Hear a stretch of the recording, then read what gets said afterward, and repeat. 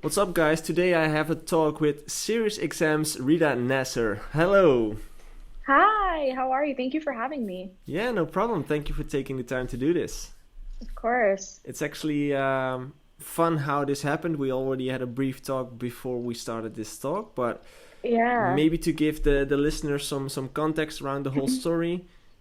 We actually never met before. I never heard of your name before until one Yeah. of my clients reached out to me and said like, "Hey, I'm getting these messages from some Rita from the States, and she says that she's playing my remix and people are requesting it on Sirius XM, and what the hell, you know?" Um, Yeah. It's crazy. yeah, and then I started looking you up and check if everything was legit, what he says, and yeah, it's ended up being a great Make sure I'm story. not catfishing anyone. Yeah, exactly. um, Um, so then we started connecting, and I noticed that you are what's the title that you have at Sirius so XM? I'm a program director at Okay. SiriusXM. And what does that mean? Um, Like, what's your day to day look like? so my day to day is a lot of listening to music, a lot of choosing music, a lot of figuring out, what songs are doing well, what songs aren't doing well, what songs and artists we are building up, what songs and artists, we feel really passionate about. So a lot of my day does get dedicated to music. That's fun. But I'm also a host, so I Okay. get to talk on the radio every day. Every Um, day. every day, Monday to Friday, Wow. 10 a.m. to 2 p.m. Eastern, and I get to talk about dance music. So, That's great. How did your yeah. how did your passion for dance music started? Like, have you been an artist yourself, or where did that thing started?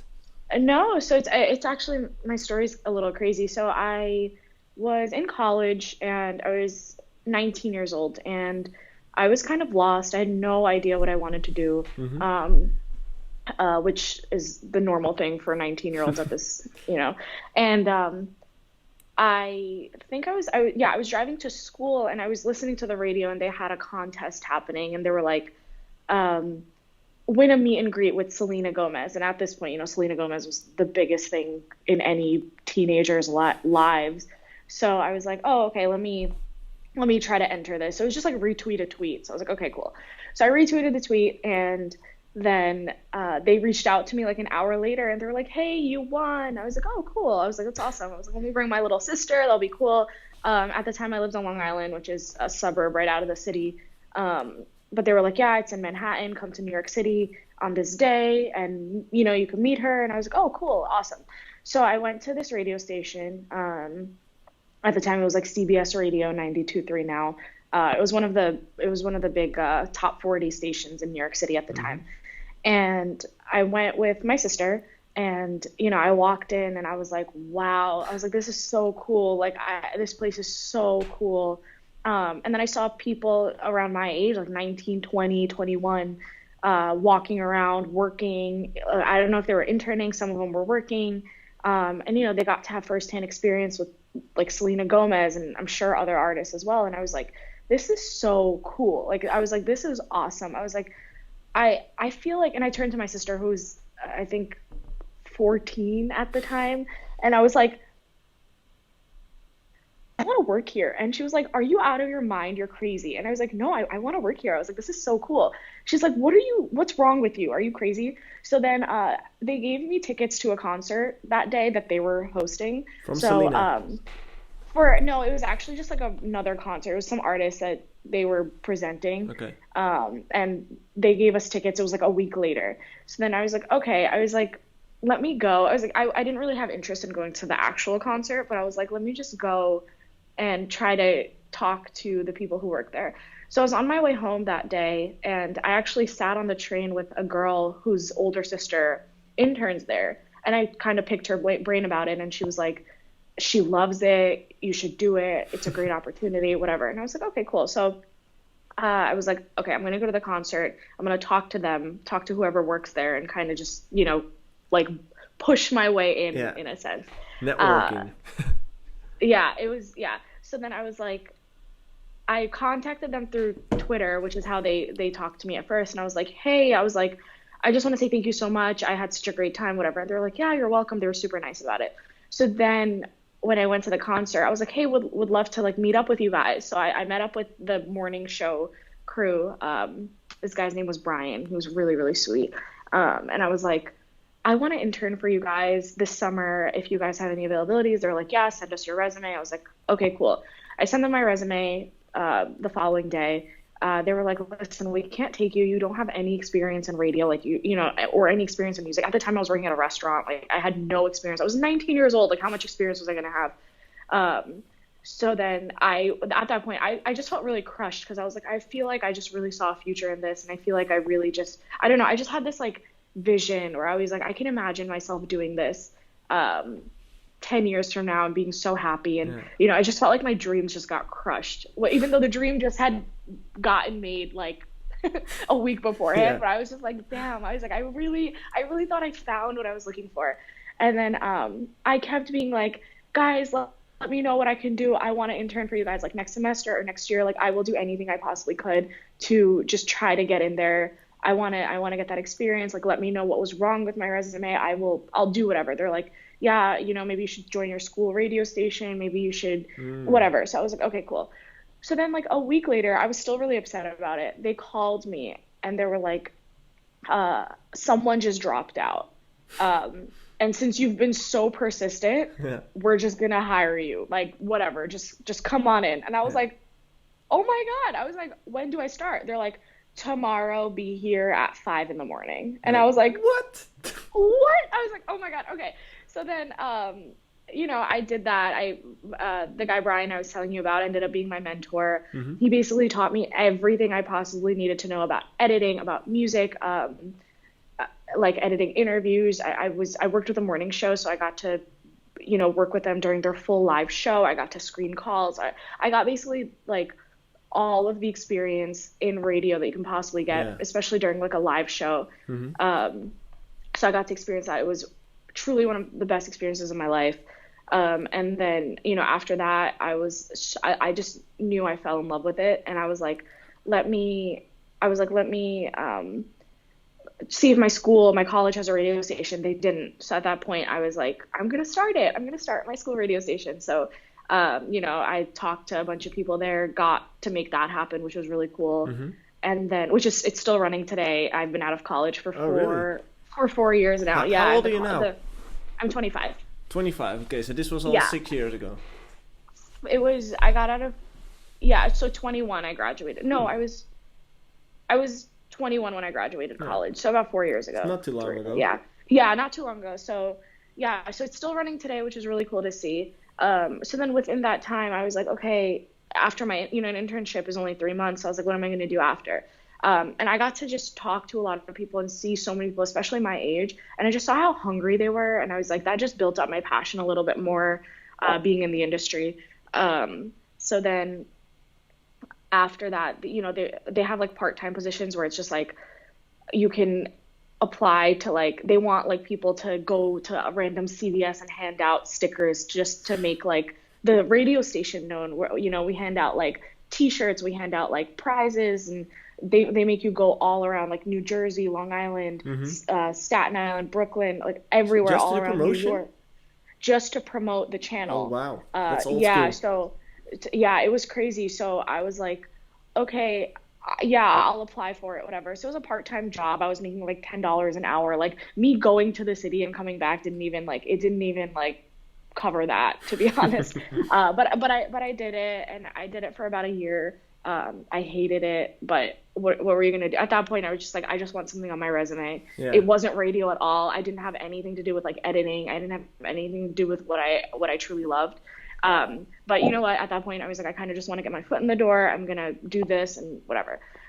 So then after that, I was like, okay, it's time for something new. I want to go back into programming. I want to go back into editing. I want to go back into just the music aspect of it, the on-air aspect of it.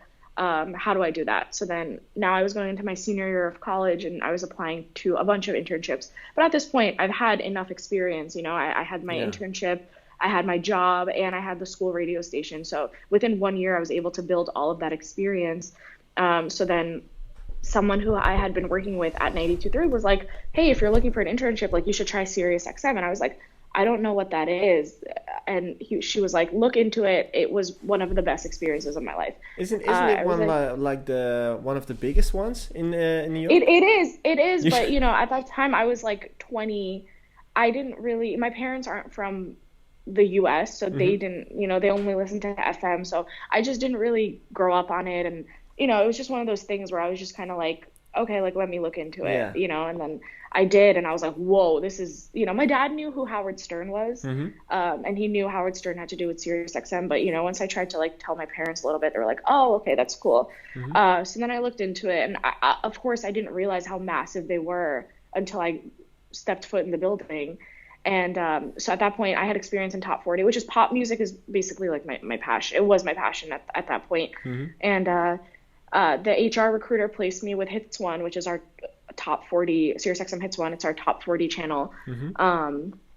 And they were like, okay, like we're going to place you with them. We're going to have you interview with them. So after looking at my experience, I interviewed with them. They called me like a week later. They're like, we want to have you in as an intern. So that was what I spent my summer going into my senior year of college doing. And that was just like it was a whole just other experience. Like I was like, and I thought at my other radio station, I was like in love, but like when I did this, I was like, this is just, What it's was the different. difference? It's FM. What was the difference between So those? first of all, there's a big difference between FM radio and I'm sorry, terrestrial radio and satellite radio. One of the biggest things was that there's no commercials. Mhm. So I just couldn't figure out like why is there no commercials? So, it's a subscription. You have to pay to listen. Okay, and it's just internet, or how does that work? No, it's in cars. It's in a lot of cars. And you have to pay subscription.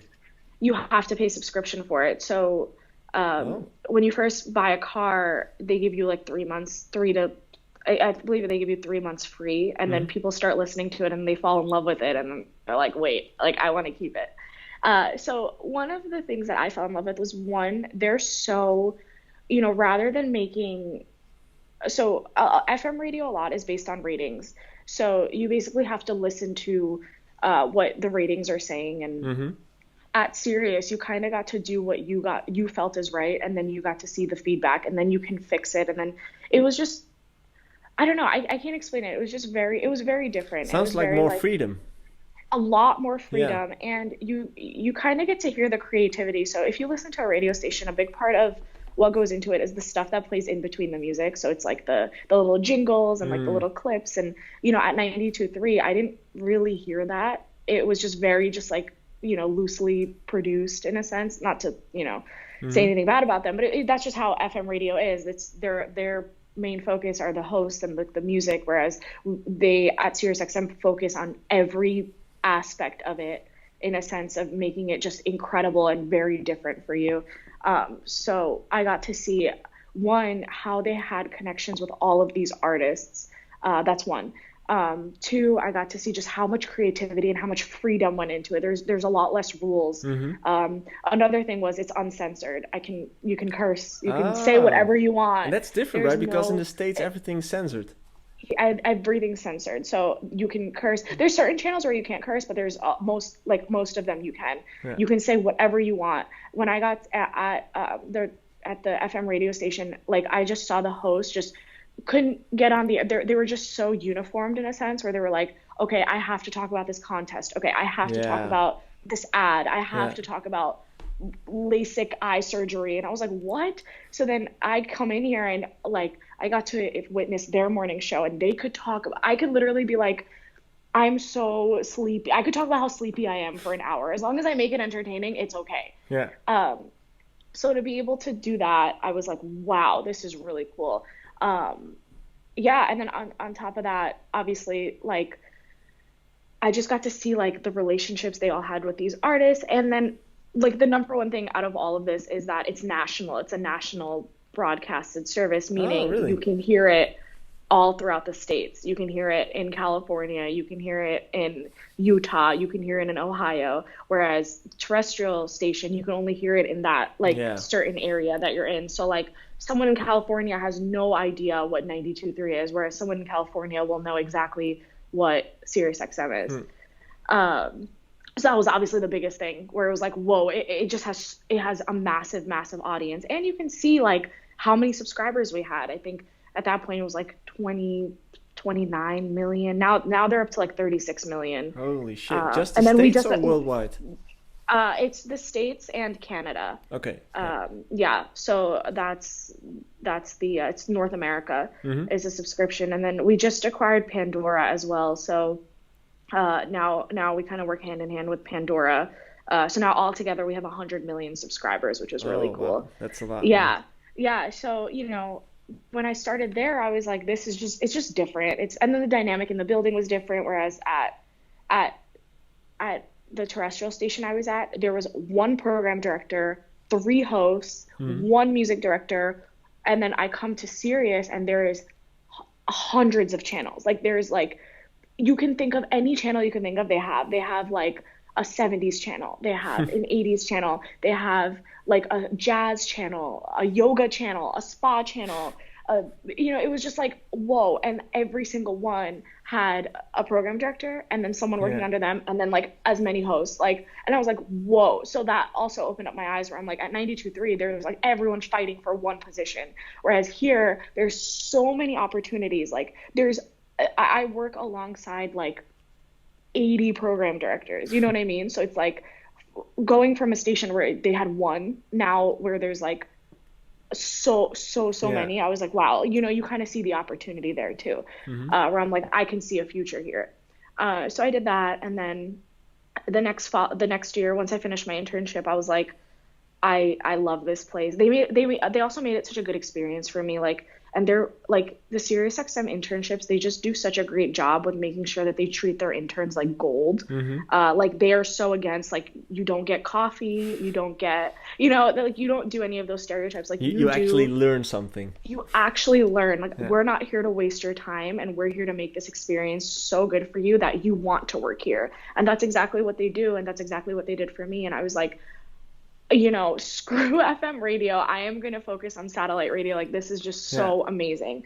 So then, I actually worked under this guy named Tommy at the time on Hits One. And he just like, he was just kind of like me. Like, he had that like same passion. He loved radio so much. He was also on the air. I used to stay late every day just to shadow him while he did his on-air show. Like, him and I just, he taught me so much, and he was just someone I just got so lucky to meet him. Mm-hmm. And so then once my internship ended, obviously I was upset. I went into my senior year of college. I was like, let me finish off school, let me focus on just like, at this point I've been working so much, and all my internships I wasn't getting paid for them, so I also had to work like at a restaurant to like pay to be able to go back and forth. And so I had no life. So then my Sounds senior like a year I lot of was like, dedication. yeah, it was a lot. So Yeah. then my senior year of college, I was like, you know what, let me take this time. Let me focus on the school radio station. But let me just like, I just want to be free for a year. And then once I graduate college, I'm going to go back into it. So my senior year, I focused on school. I focused on my school radio station. I had quit my the part-time job at 92.3. So I was actually still working there while I was interning at Sirius. It was just a lot. So then I quit. And then I finished off my school year, and then around, I was going to graduate in May, so around March, I think. Mm-hmm. Tommy, the guy who I interned for, he's like, they're looking for part-time workers. Are you interested? And I was like, oh my gosh, absolutely. I applied. They called me. Okay, no, actually, backtrack a little bit. I was looking at SiriusXM openings, Mm-hmm. and I applied for like 50. That's what happened. 50? I applied for 50 different openings. Like, I don't care if it was like the person who restocked the fridge. Like, I was like, I want to do anything I possibly can to get my foot in the door here. So I kept getting rejection letters over and over again. I was like, oh my God. I was like, what's happening? So then finally I reached out to Tommy, and I was like, I really want a job once I graduate, like whatever. So then he was like, okay, like let me apply for music. So I was like, oh, okay. Like I was applying for sports, I was applying for talk, I was applying to all these places where I was like, oh my God, I have no idea what I'm doing.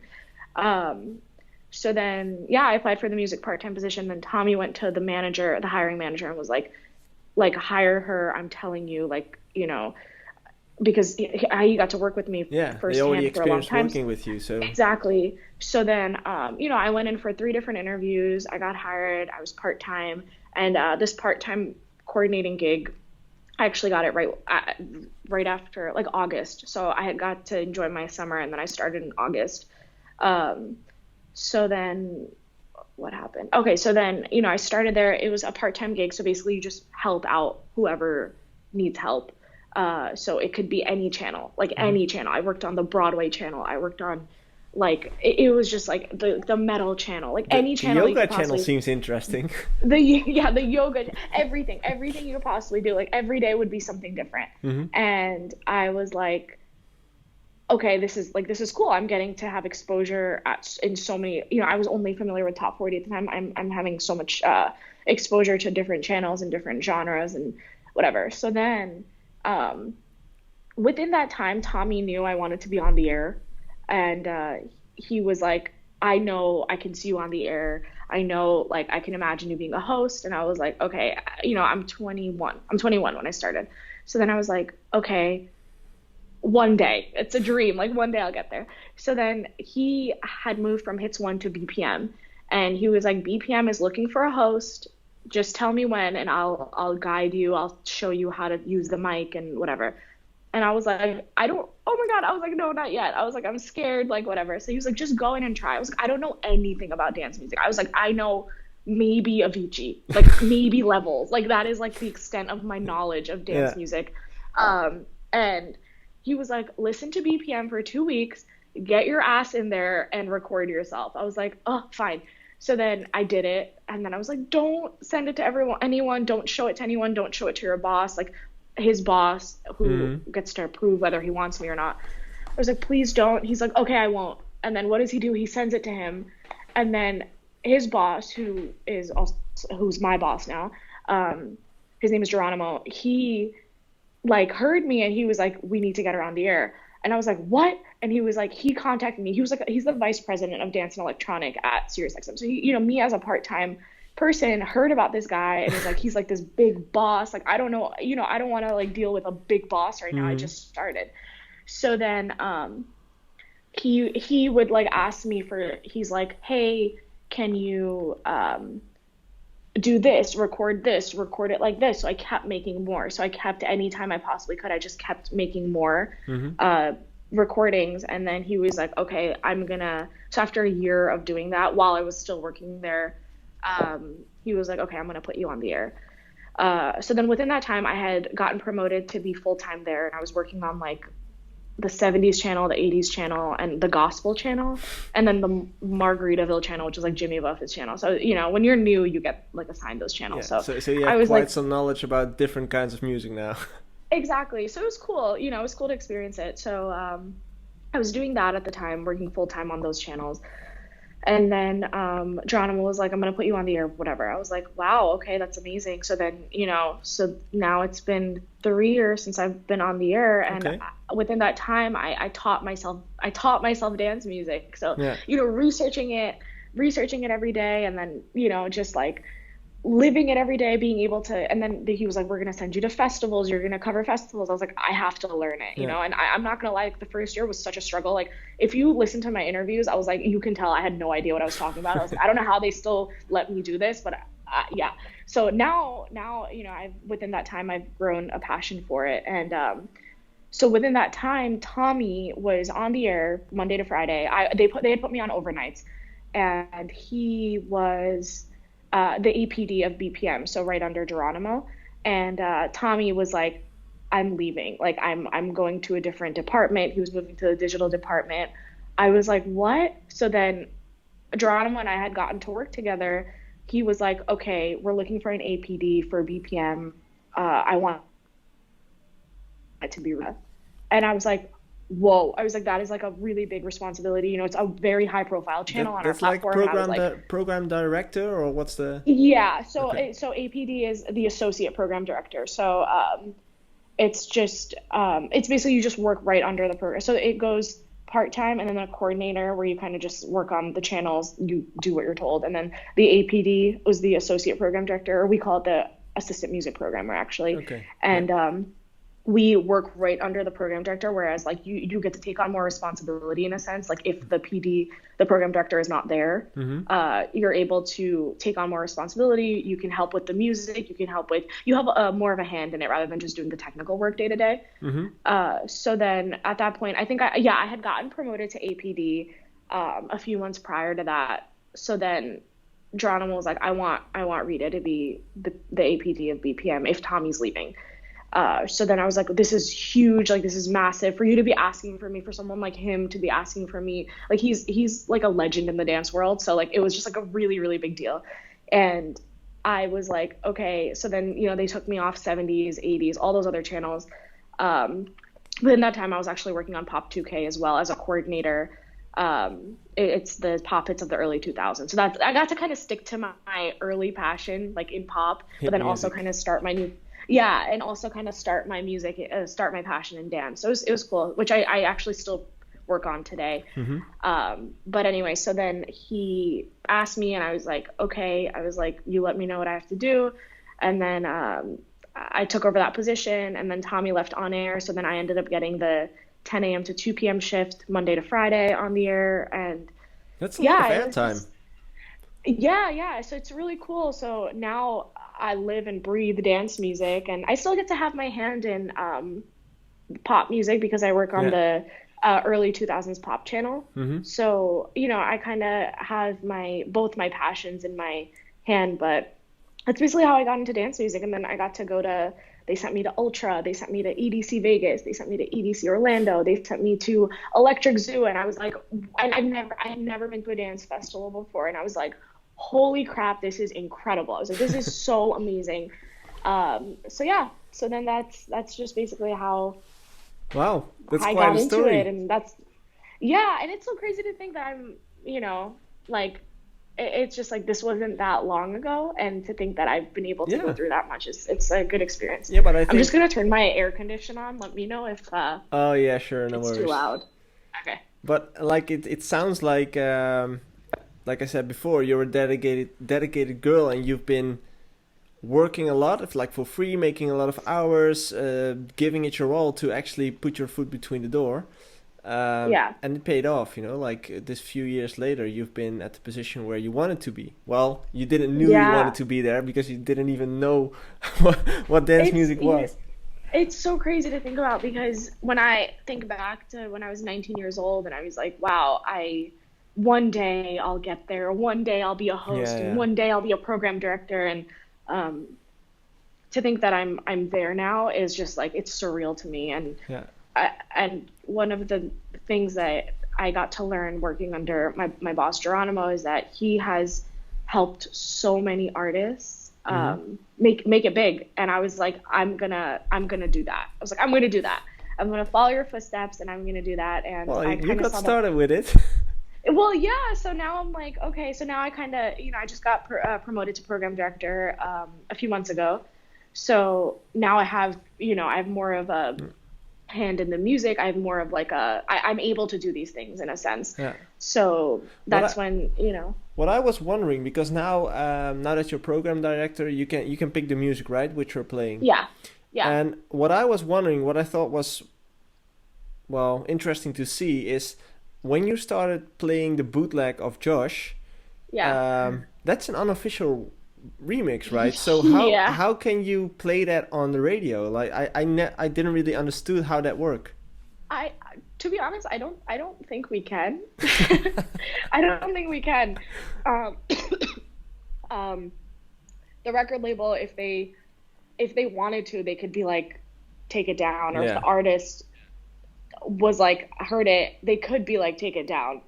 But we kind of did it, and also like we have a relationship with that record label. And again, at the end of the day, it's exposure for their artist. Yeah, that's true. So I don't see why they would be like, take it down. I was just wondering, because I heard it, like, my unofficial bootleg gets airplay on Sirius XM, blah blah blah.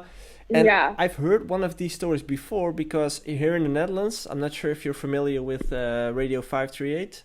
Of course, yeah. Oh yeah, you are? Okay. I love radio. Yeah. Okay, well, at that, I still remember when Levels wasn't released officially yet, they already played it on radio.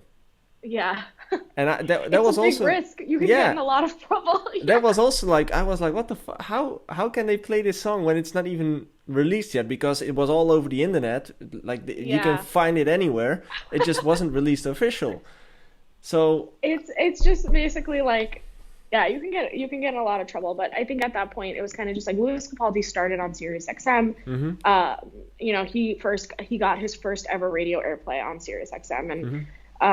I think it was just kind of we knew they wouldn't be against it. Like they Yeah, just knew we exactly. wouldn't, Yeah, unless it was a terrible, terrible remix, and yeah, yeah, yeah. it was just one of those things. But Geronimo actually did that same thing for Marshmello. Hmm. Marshmello got his first ever radio airplay on BPM. Oh, He really? found Alone on SoundCloud and downloaded it from SoundCloud and played it on BPM. Yeah. I believe at the time it was official, but no one really like knew about it.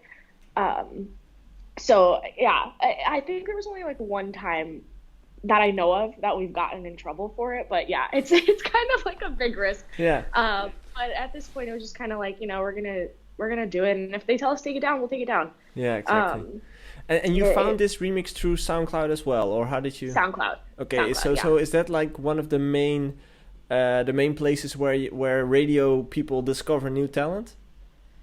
Yeah, it's one of them. I mean, I always keep an eye on all the other playlists. On All Spotify of or? all of our competition. I always keep an eye out on them. Oh, on other So radio stations playlists.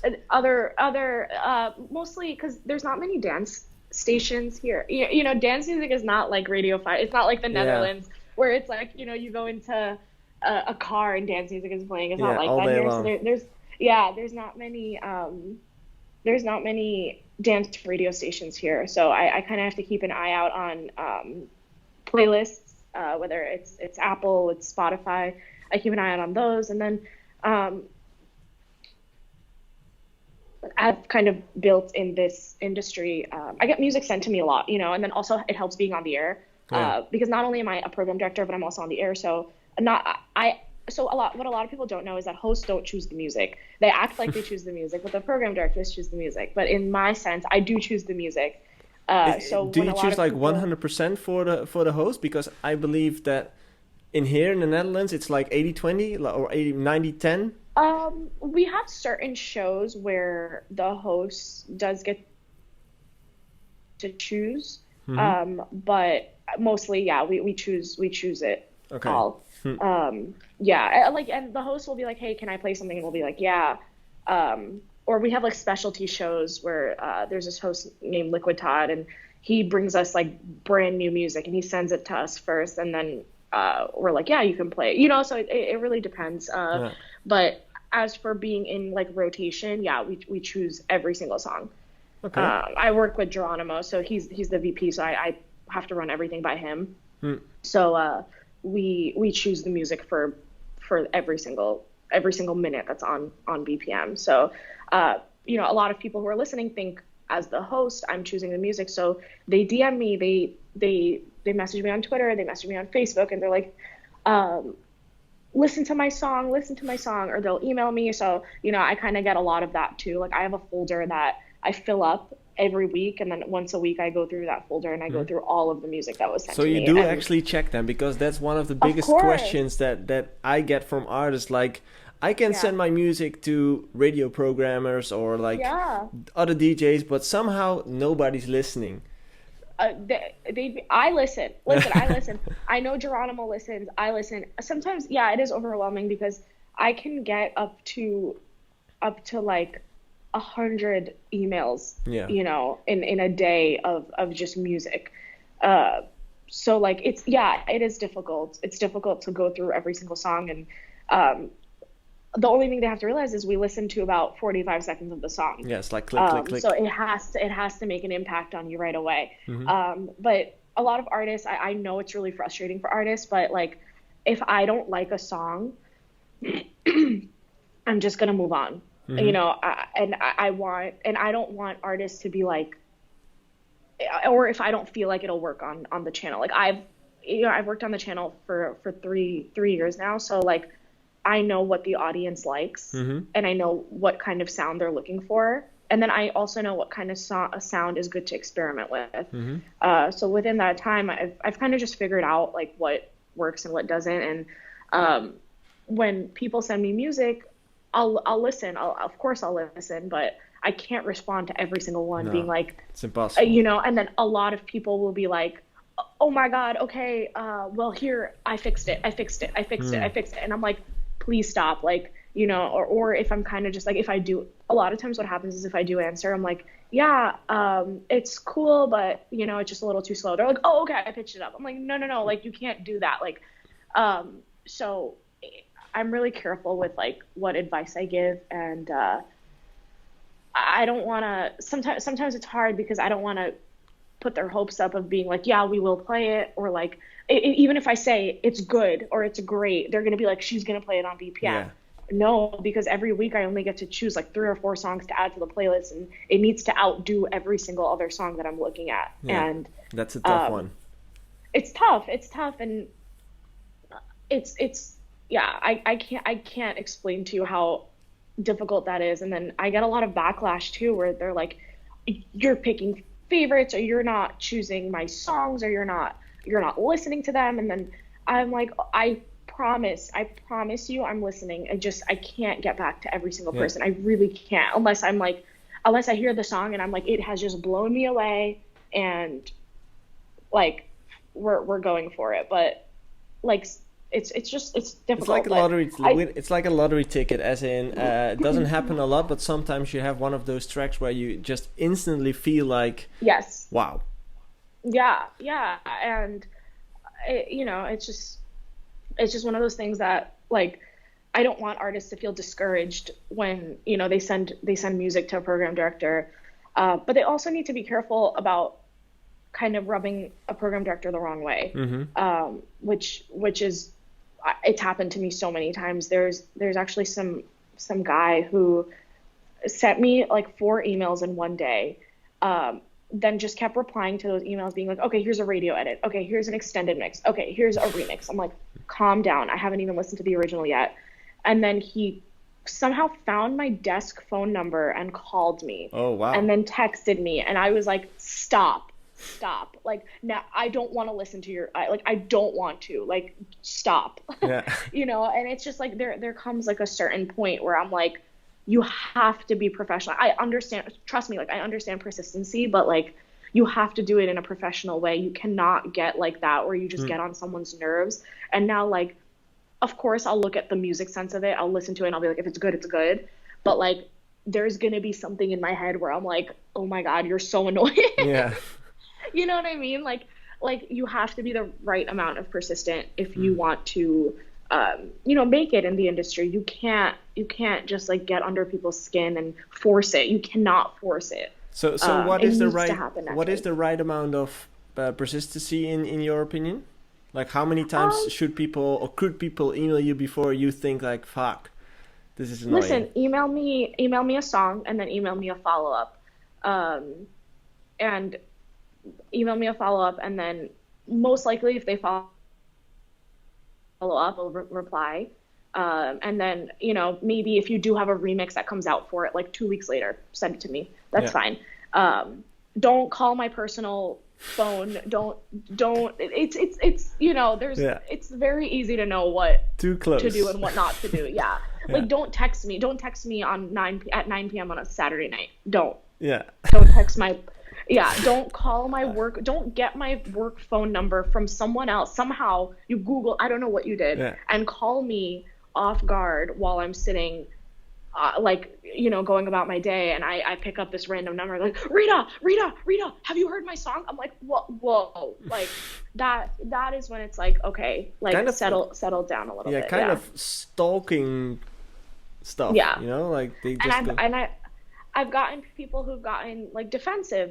You know, there was one time where we had to drop a song because it just wasn't doing well for us, and I believe their manager. So a lot of managers mess things up for these artists, so they have to be really careful.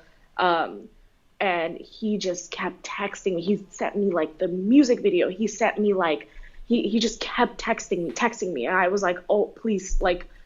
after we had like already tried the song, dropped the song, and I'm like, it's not even on me at this point. It's our audience that doesn't want to hear it. And then he had emailed me and then emailed me again, emailed me again. And I was answering because I have a relationship with him. And he then finally was like, can you send this over to a different station? I was like, no. I was like, I can't. I was like, if it didn't work for us. He's like, yeah, but the audience is different. Like, you should. And I'm like, okay, calm down. Like, I can't. You know what I mean? You cannot force it. Like, something that happened with Josh, it was, like I said, it was supernatural. It was very it just happened in a way where it didn't feel forced, and he just like, he's been so professional about it. I can't even explain to you. Like, he'll follow up a few times and he'll be like, hey, like, have you heard back from Universal? And I'm like, no, not yet. I was like, don't worry, just have patience. Like, everything's very slow here. He's like, absolutely, and then I could go a week or two without hearing from him. He's like, hey, Rita, just checking in. I'm like, you know what I mean? Like, it's really how you go about it. And like I said, that doesn't take you away from your talents. It doesn't take you away from how good your music is. But again, like, you don't want to rub people the wrong way. You don't want to go into the industry and people being like, ugh, that annoying person. Like, the connection that you have with your relationships is really important in the music industry. Of course, it's very important. And in the end, it's a human business. Yeah. Like, if no one likes you and no one really... and like I said, I don't.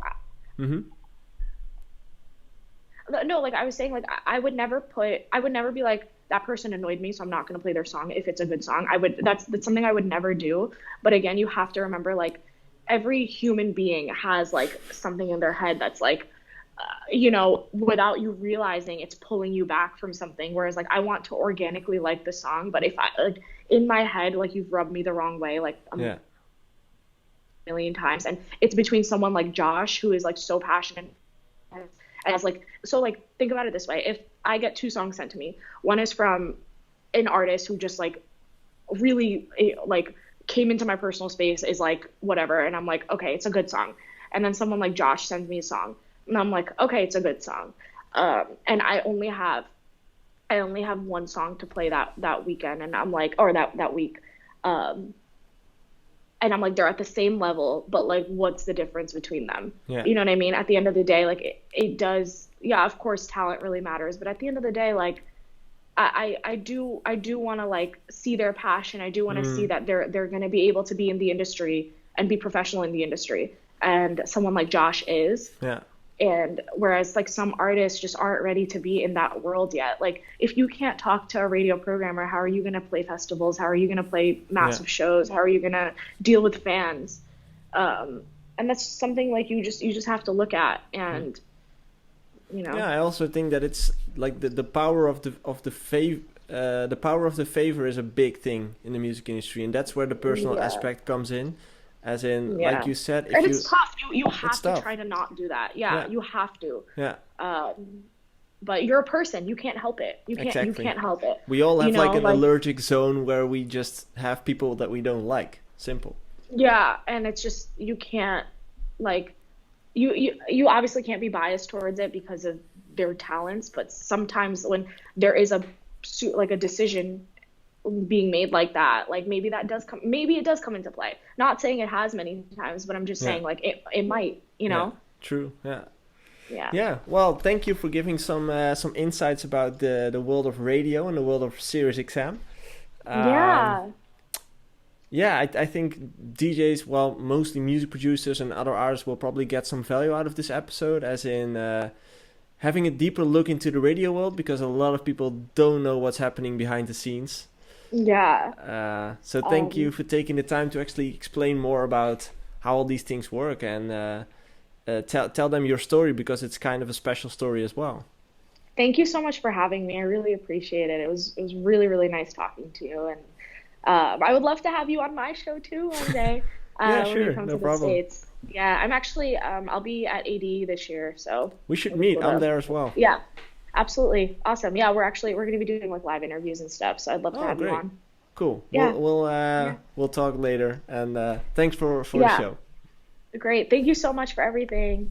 Bye. Talk soon. Bye.